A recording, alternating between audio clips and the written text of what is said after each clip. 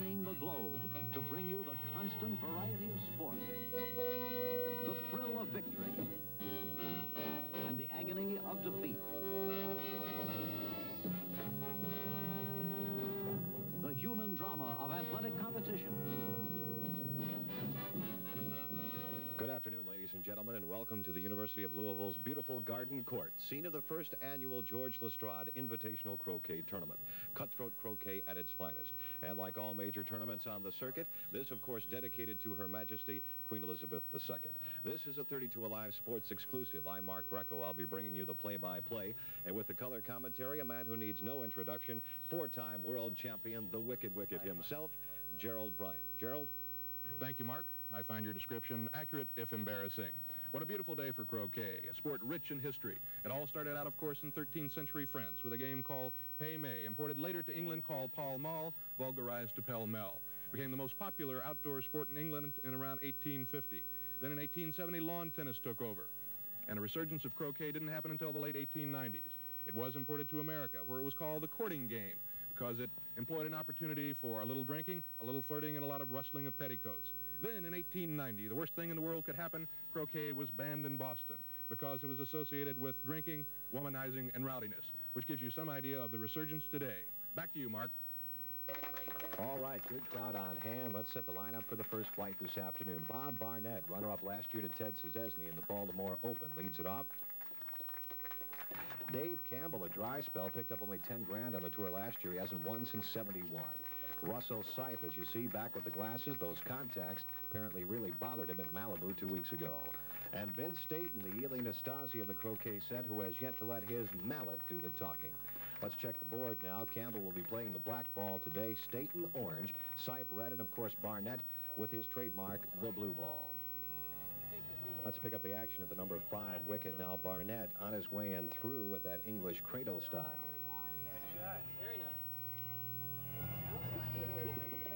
Staten, on the other hand, uses the one-hand casual American approach, the sidewinder, just sweeps it with that fluid motion, and he's gone. Sipe now with the croquet attempt, looking to blast Staten out of here. Uh-oh, turn the wrist. You know he's in pain. Cashing the tickets. We're not going to the dance tonight. Meanwhile, Barnett surges ahead. Row King, Staten at number 6. Now at 8. He leaves it short, but in good position. Campbell misses a croquet attempt on Barnett. And Staten with the extended one-hander. As you know, we are playing under Midwest gentleman rules. There is no referee in this tournament.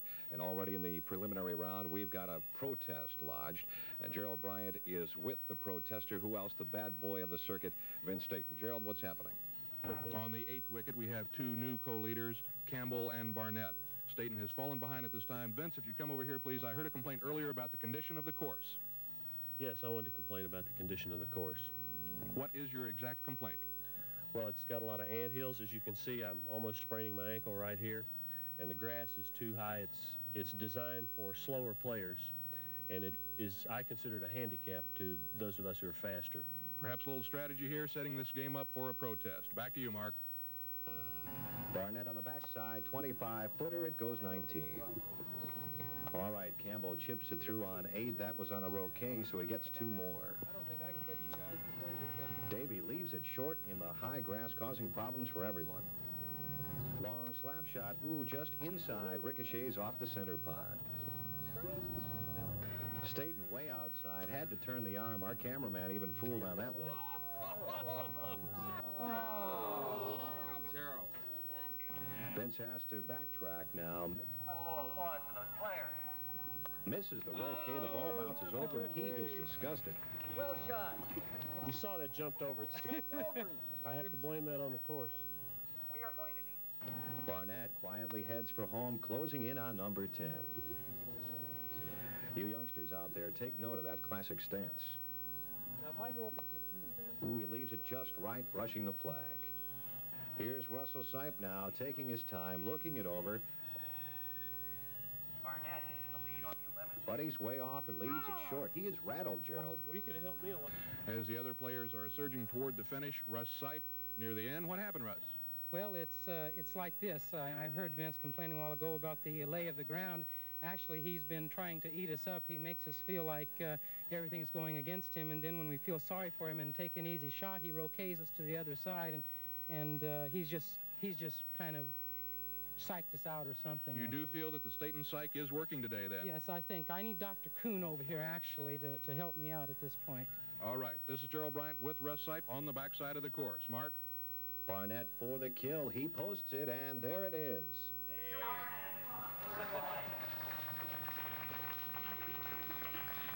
The first round of the first annual George LeStrade Invitational is history now.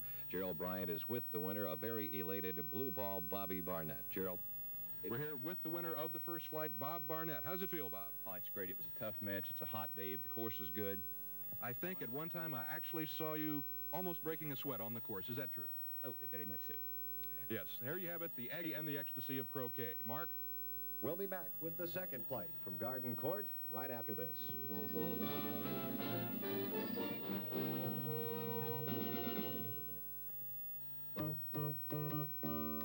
As Community Relations Director for a large broadcasting company, I have constant demands on my time. But I continue to make time for another very fulfilling part of my life, the young people in Kentucky 4-H. As president of state 4-H sponsors, I help direct the future for Kentucky 4-H members. Make time to share yourself with 4-H as a volunteer leader and feel the excitement and satisfaction of 4-H. Call your 4-H agent now. Exciting. Thrilling.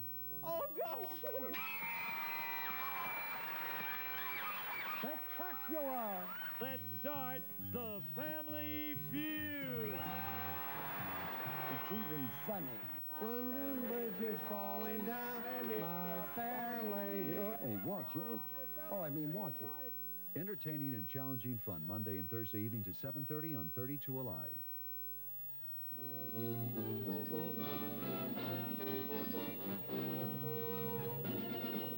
Here's how they stack up for the second flight. Leap and Lonnie Falk, the big guy, winner of the CGA in both 74 and 75.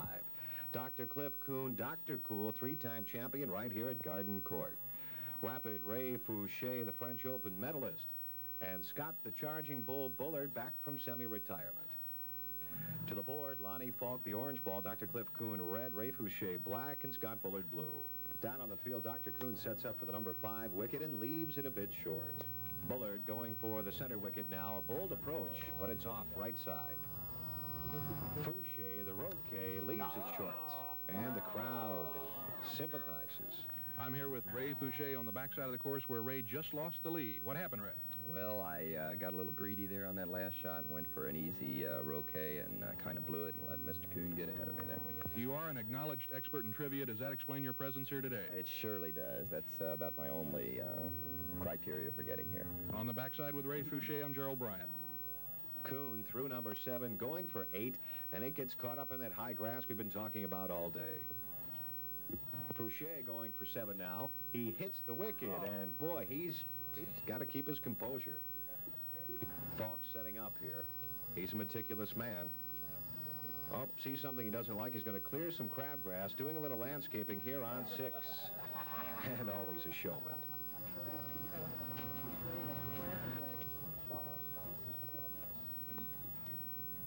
Falk down to business now. Roquets and clears it. That's a roquet on Bullard. He goes back through. He's got it going now. No stopping it. He's on a roll.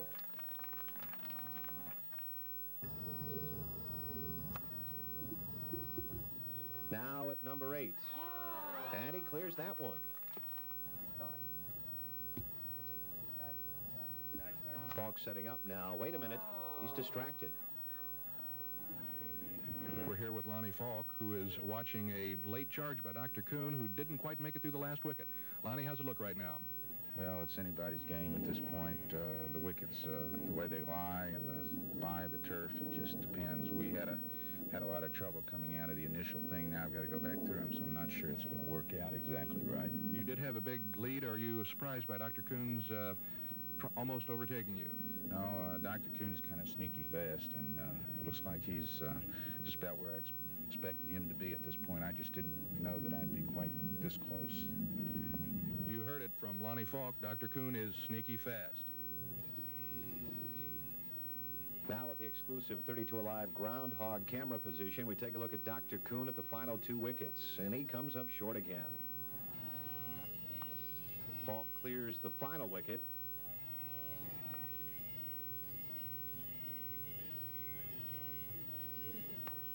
Misses the post. Looks like he hung himself a curveball there. He misses, this game's over. He's starting all over again.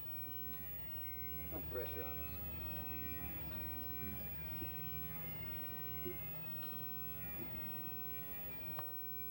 Falk coming back, misses the post again. The big guy just hiding his face.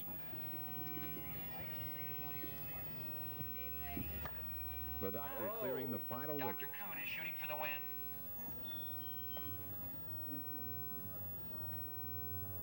Dr. Kuhn closing in now. He'll probably just go for the post. No, Roquet's fault.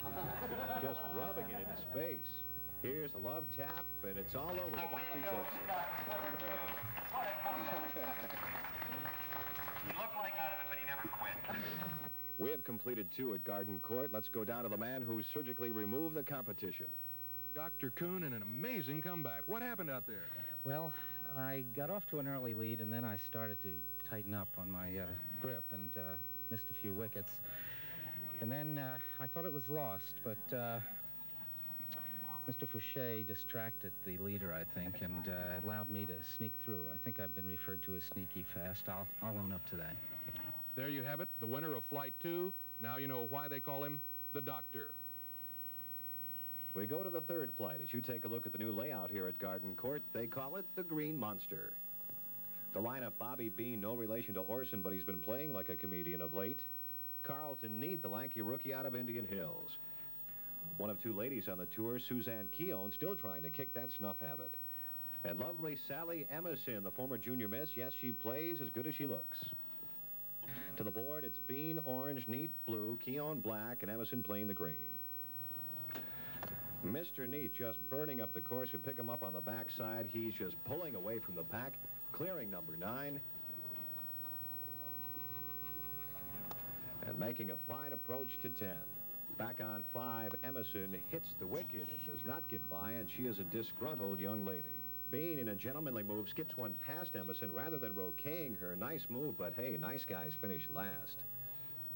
Keown clears number 4 despite the hat, but Mr. Neat is the man to beat. Gerald Bryant with rookie Carlton Neat, who's burning this course up in the 3rd flight. Carlton, how come you're playing so well today?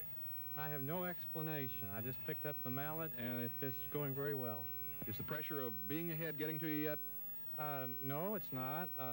Some of the announcing during my play has been distracting, perhaps. I've enjoyed it. I would have liked to make comments in response, and I think that's probably what's distracting about it.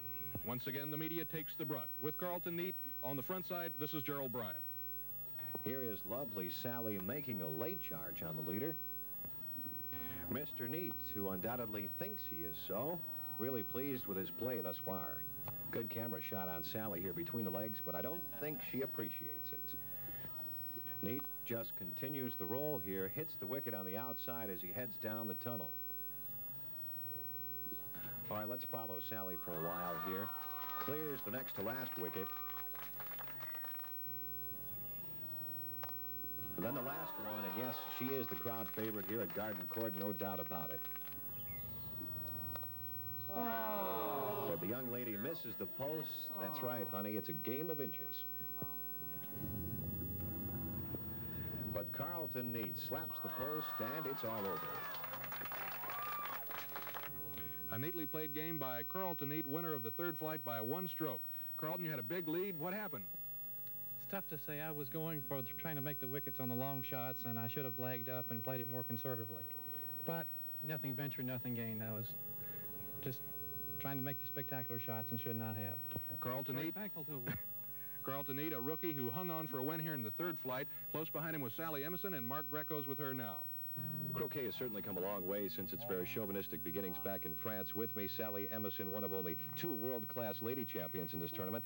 You finished a gallant 2nd. Good job, Sally. Thank you. Now, you've been on the tour about 2 years now, and do you still feel a little resentment from the men? Any hostility? None whatsoever. None. I'm just here for fun. Just Well, that could be the problem. They're here for fun, too. Anybody try to take advantage of you while you're playing? I know that you can get into some pretty compromising positions when you're out there on the course. No, not really. Just play your game, and that's about all there is to it. You are often referred to as the Laura Baugh or Jan Stevenson of the croquet circuit. Do you ever get tired of that glamour girl image? No, not at all. All right, Sally, good luck to you. Thank you very much. You. We'll be back with the fourth flight right after this.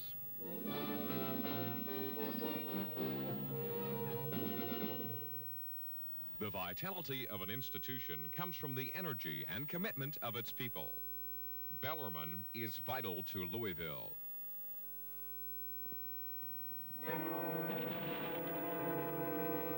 See Spider-Man Friday and Saturday, July 18th and 19th at the Louisville Zoo, 10:30 to 5. It's the Joker's Wild with Quizmaster Jack Barry. It's the exciting game show which gives contestants a chance to win the kind of money and prizes gamblers dream about in Las Vegas. But Jack Barry's slot machine pays off in $100 bills, not dimes and quarters. Las Vegas was never like this. It's a thrill-a-minute game show which brings a half hour of non-stop entertainment into your home. Don't miss Jack Barry's The Joker's Wild. Fun for the entire family, weeknights at 7 on 32 Alive. In the international sport, politics and deep-seated national pride play a very important part. But many times, those two elements can work to destroy the sporting event itself. Such may be the case today. A problem has developed down on the field, which could cost this tournament its accreditation. Croquet, a game of etiquette, that etiquette perhaps breached today. With me, Lord Montford from the British Embassy. I understand you are upset over the treatment of the Union Jack flag. Quite upset, indeed. I have come over to the colonies to observe this delightful game of croquet, and I observe here these players doing one of the most deplorable actions. I mean, laying the Union Jack on the lawn. I mean, I have never observed such deplorable conduct by anyone. Lord Montfort, he came as a spectator, leaving an angry diplomat. We're set for the fourth flight of the day now. Notice number 4 and 9 wickets at the center pod. They've been the big problem today. All right, let's set them up. Davy Meyer, an up-and-coming youngster, two-time amateur champion. Chris Wolin, the Walrus, great career in the minors at Pawtucket, but nothing up here with the big boys yet. Ken Newhouse, coming off that 15-day suspension for spitting tea at referee Jerry Colangelo 2 weeks ago. And a late entry, Lord Montfort of the British Embassy, 45-year-old rookie here to prove a point. Back down in the trenches, Meyer, two-handed side stroke, hits it casually toward the wicket, not known for his strength, with a nice move. Lord Montfort now already through number 1. He's a southpaw, strokes it confidently through number 2.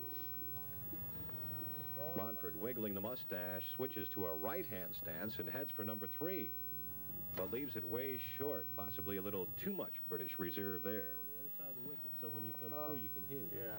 But you don't want to knock him through the wicket. I'm going to smash. No, just... Newhouse with some sideline coaching from Who State and may not be legal. The advice doesn't hold up. Blows an easy croquet shot. Better ride home for bus fare, Kenny. Your sponsor just canceled.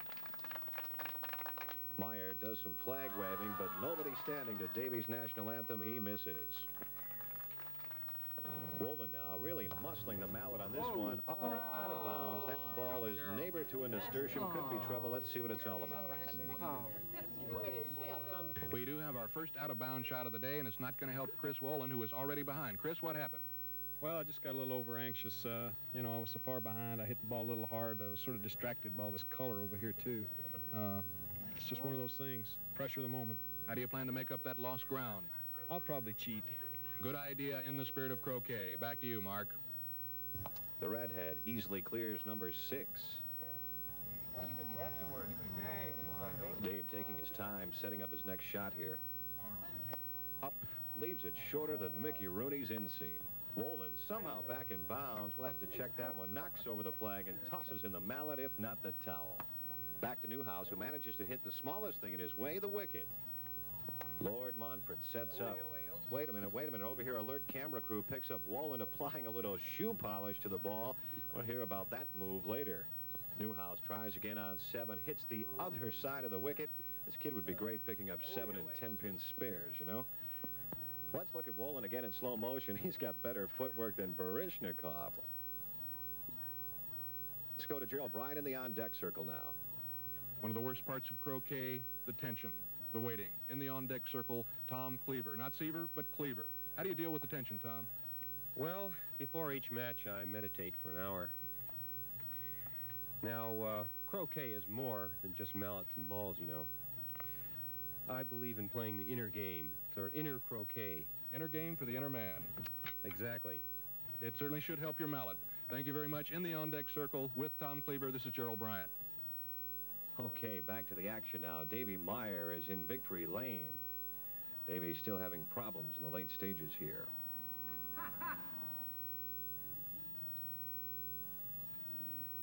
And looks like he leaves it left of the post. Back to Chris Wolin. He charges the next to last wicket. The crowd loves the Big Bear. Yes, they do. But the Clown Prince of Croquet isn't going to have the last laugh today. Look who's back, the Croqueting redhead from River City. Good game. Game, Marvin. Good game. So Davy Little Red Meyer takes the fourth flight. Let's go down to the winner's circle. In a close game in the fourth flight, Dave Meyer, the winner. Dave, it was real close. Yeah, Chris gave me a good run for my money, but thanks to a little help from the sidelines from Professor Bullard, head librarian at U of L, I was able to pull it out. We did have some good coaching. We also had perhaps a disputed call back there on wicket 5. Let's take a look at that shot again as Wolin went out of bounds and then got a little help from his shoe. Wolin with that wingtip again, but Davy Meyer a shoo-in in flight 4. All right, hey, we've seen enough of the map. The players know where they're going. Let's get on to flight 5. Jeez. So let's size him up. Johnny Shine, they call him Sonny, MVP in the Scott Am games last year. Tom the Beaver Cleaver, bridesmaid twice this season. He wants this one. Bobby Jones, who claims to be related to George LeStrade, for whom this tournament is named. And Vince Staton gets another chance after Antonio Pugliese bowed out with lumbago. All right, Shine off to a shining start for sure. Clears the first 2 wickets in one fell swoop. Johnny makes a fine shot up to number 3, one of the best approachers in the business. Shine strokes it nicely through 3. Boy, he's got a firmer hand than Bruce Lee, doesn't he? But the string ends suddenly. Cleaver, the long ball hitter on this tour, he threads the needle like Betsy Ross. Nice work. Staton, whose mouth always bigger than his mallet, continues to prod along. Staton again tries to roquet Cleaver, but the ball stays in the passing lane. Tough break. Meanwhile, on the backside, Johnny Shine puts the mallet to the mahogany, and flight 5 is finished. Good fortune was shining on John Shine, winner of the 5th flight. John, you've had the advantage of seeing your competition in the earlier rounds. You think you got a good chance? I think so. I had a fast round this last time. Staton did come up on me there and bothered me quite a while, and then toward the end, I thought he was going to come back. But he did make a run. He made a run for me, but I ended up taking it, and I think I've got a good chance at the final round here. Thank you, John. And now, time for the championship round.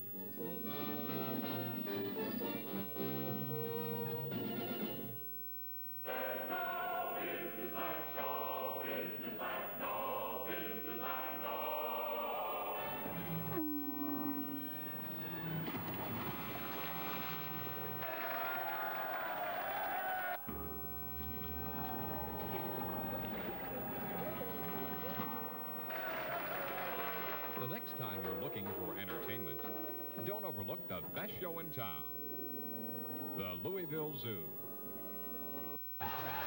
It's time for those happy days again. Talk about hot dates. Fonzie, Richie, and the whole gang. I just love it when he takes charge. Doing what they do best. I am Richie Cunningham, and these are my friends. Spend some time with us. Can Fonzie come out and play? It's happy days again. 32 Alive has all the fun and good times of Happy Days Again, weekdays at 5.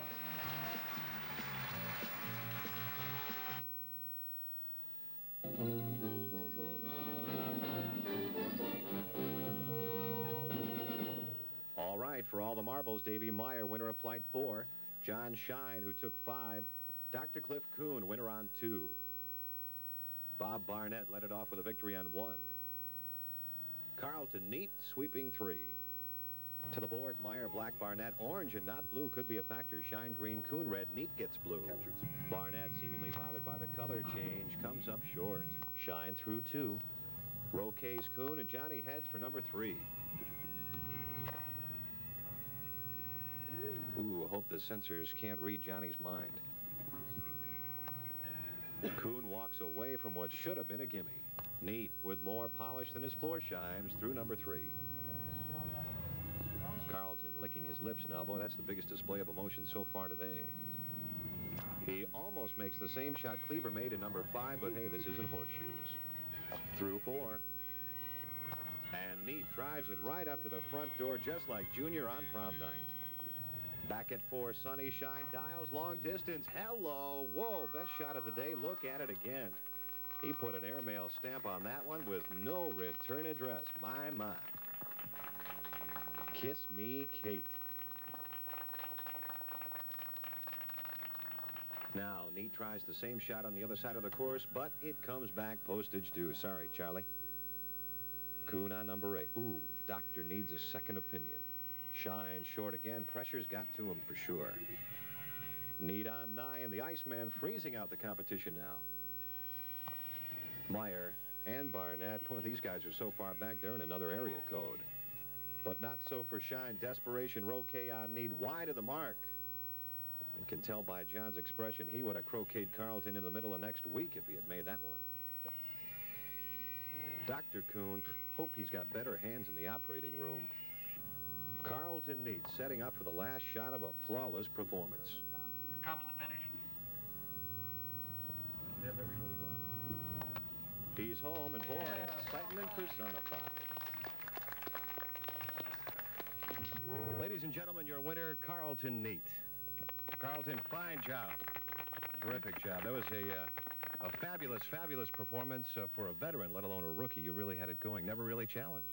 Well, thank you very much. I enjoyed the round very much. I enjoyed the opportunity to participate in such fine competition. You had the long shot going, of course, and you even showed a little bit of motion in that championship round.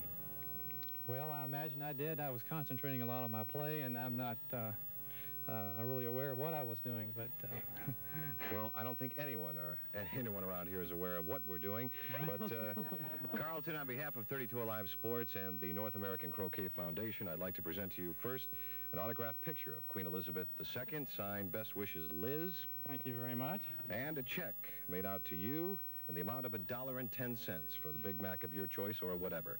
And most importantly, the George LeStrade Memorial Golden Ball. The true symbol of a champion. Once again, Carlton, thank you very much. A proud place in my office. We're awfully proud of you. That is it from the University of Louisville's beautiful Garden Court. The first annual George LeStrade Croquet Tournament is history. Your champion, Carlton Neat. I'm Mark Greco for Gerald Bryant. So long, everybody.